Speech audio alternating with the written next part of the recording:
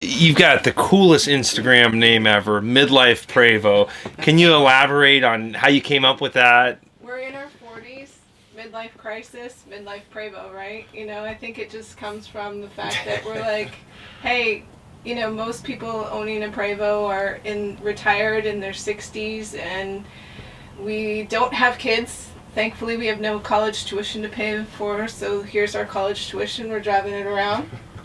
One day I was kind of laughing when he was talking me into buying this thing, and I was like, yeah, it's like our midlife crisis here. Oh, midlife Prevo, done.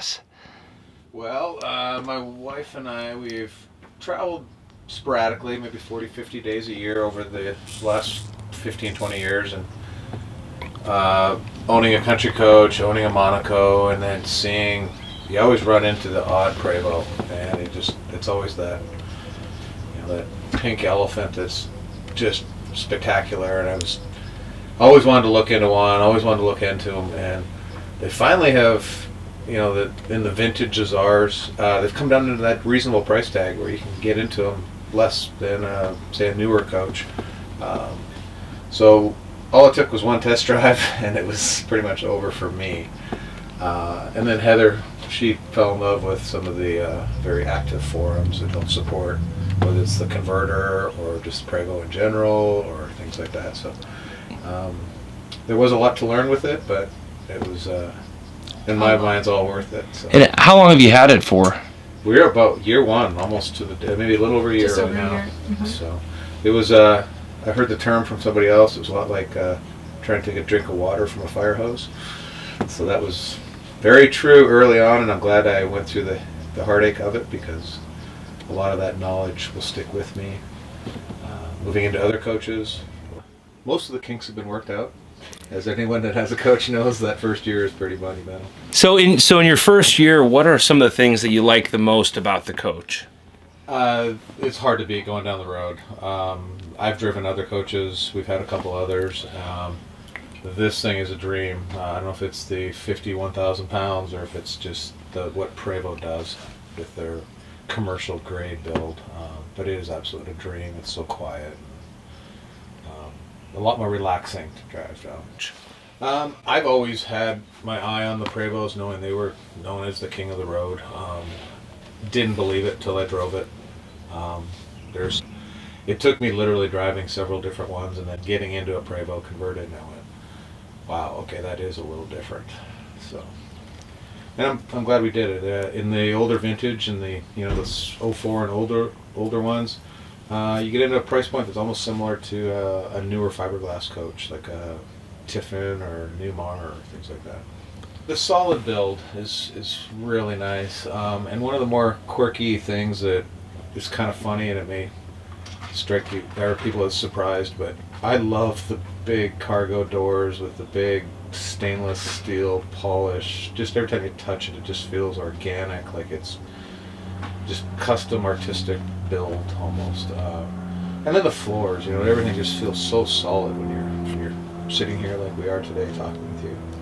And if you don't mind me asking, what did it set you back cost-wise to make this bus look like a totally new bus inside? Interior? We're still well sub 300 for total. Make, and that's everything. Yeah. That's with, that's new tires. That's new batteries. Tires, full engine, trans, gen services, everything to kind of bring it up to fresh. New battery bank. That was expensive. That TV, hurt. the direct TV. Yeah, the Traveler, direct TV, AutoFind satellite, And LED lights for the awnings. I mean, just all the cool new stuff, right? The new, the front lights. Yeah, the new modern round high density headlights we put in the kit. Those are expensive too. I mean, all those is kind of just nickel and dimes, death by $1,000 bills. of course. And what do you think, just like the aesthetic stuff that you did, like the upholstery work and the update? Just 1,000, I would say. No, it wasn't even that. Not even that. Yeah, it was 10, around 7 or 8. 10, yeah. And we had them do some other stuff. We had a water leak on the backside of the washing machine, clothes washing machine. So they went through that, found that. But all in all, I mean, we did the headboard we redid. Yeah, and the back, and those doors in the back way too. But all in all, everything was pretty clean and pretty simple. So it was costs that we knew going in, but knowing that once again you're dealing with a 15 to 16-year-old coach. Doesn't matter what the brand is, you're kind of bottomed out on price tag at that point. They've kind of depreciated for the most part. So we were comfortable putting a little more money in there, knowing that we had got a little bit of savings with the private sale, and we're still in that where we wouldn't get hurt too bad if we went to sell. So We're not selling. no. Finally, just understand this bus. And what has this bus allowed you to do that if you wouldn't have been able to do if you weren't in this bus? Or It's kind of funny. We hear stories of people that have had coaches of all different levels and sizes, and it always comes down to they're great fun if you're using them. Well, we found that we wanted to put something, a pride of ownership in this bus, which is why we have you detailing it regularly and waxing. I've done one myself. I don't know that I'll ever do one myself again. But the pride of ownership, and it makes us want to use it. It hurts my mind to put it in storage and know that we're not going to use it for a few weeks or a month and a half or 2 months, and then lo and behold we'll find an excuse to go use it for 3 or 4 days or something, whether it's going up to mountain bike even as close as the Gow Mountain Park, which is only 40 miles away or less, just to go for a couple days and hang out. So it's a way to just get out on the road and just go someplace. I mean, it's pick your poison, whatever you want to do.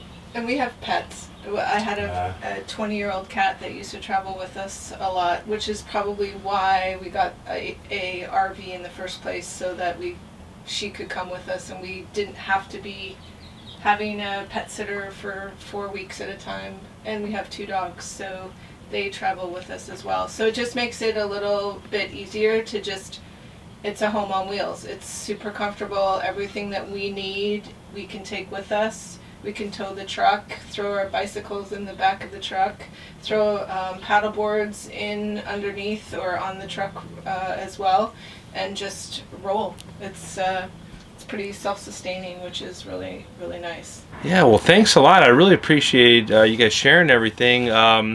Anything else you want to share with the world? Yeah, I forget the guy's name now. Outside the bubble? Outside our bubble, David Bott. David we followed him for about 1.5 years, 2 years. In fact, I've got the tire pressure monitoring system that he unveiled and unboxed and so forth. And then that's how we found you. Oh, great. So, great. I mean, it's funny how the old spider web and how it trickles off. And that's kind of the whole goal of this YouTube channel, is just to share information and cool stories. And it's like I say, I couldn't agree with David more about the quality of work. Like I said, there's no second call for us. It's always we'll work into Andrew's title or his schedule. So, yeah, I was so excited when you showed me that you had detailed the bus years before for the previous owner, and I was like, oh my gosh, it's so cool that this bus has its own life. We're just happy to see it through this portion of it. Yeah, for sure. A huge thanks to Court and Heather for sharing this information with us. I hope you enjoyed this video, and if you want to see more RV related content, please like, share, and subscribe. Safe travels.